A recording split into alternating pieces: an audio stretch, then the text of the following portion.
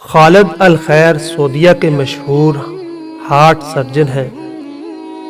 وہ کہتے ہیں کہ یہ ایک سچا واقعہ ہے۔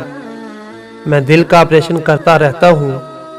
ایک مرتبہ میرے پاس ایک 30 سالہ مریض لایا گیا جو دل کے مرض میں مبتلا تھا، بلکہ آخری سٹیج پر تھا۔ اس کا بچنا ناممکن تھا۔ اس کے لیے میں نے فوراً اسے ہارٹ سرجری کا مشورہ دیا اور یہ بھی بتایا کہ اس سرجری میں 80% موت واقع ہو جاتی ہے اور بہت کم لوگ بچ پاتے ہیں۔ مریض مضبوط ایمان اور پختہ عقیدے کا حامل تھا اور رب تعالیٰ پر توکل کر کے سرجری کے لیے تیار ہو گیا۔ اتفاق دیکھیے کہ آپریشن کے بعد خدا کا شکر کہ وہ جلد شفا یاب بھی ہو گیا۔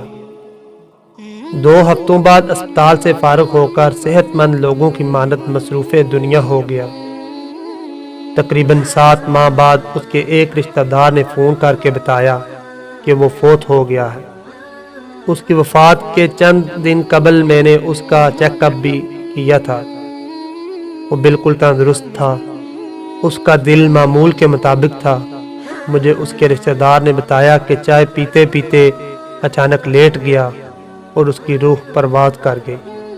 ڈاکٹر خالد کا کہنا ہے کہ اپنی صحت سے دھوکے میں نہیں رہنا چاہیے۔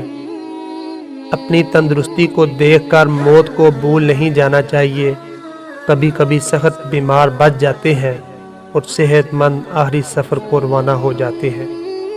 یہ آدمی بڑے خطرناک مرحلوں سے بچ گیا تھا کیونکہ اس کا وقت نہیں آیا تھا، لیکن چائے پیتے پیتے موت کی وادیوں میں چلا گیا۔ لہذا جوانی میں بڑھاپے کا انتظار کر کے توبہ میں تاخیر نہ کریں۔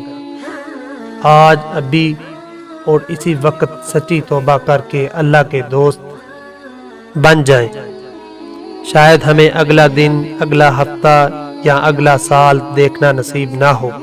یاد رکھیے، بڑھاپے میں تو شیر بھی بلی بن جاتا ہے۔ ایک جوان کی توبہ رب تعالیٰ کو 1000 بوڑھوں کی توبہ کرنے سے زیادہ پسند ہے۔ حضور کریم صلی اللہ علیہ وآلہ وسلم کا فرمان ہے، توبہ کرنے والا اللہ کا دوست بن جاتا ہے۔ اگر آپ بھی اللہ کے دوست بننا چاہتے ہیں تو توبہ میں دیر نہ کیجیے۔ ایسا نہ ہو کہ پھر توبہ کا موقع نہ ملے۔ لاکھوں لوگ بڑھاپے میں توبہ کے آسرے میں دنیا سے توبہ کیے بغیر ہی چلے گئے، کیونکہ جوانوں کے کفن بھی بازار میں فروخت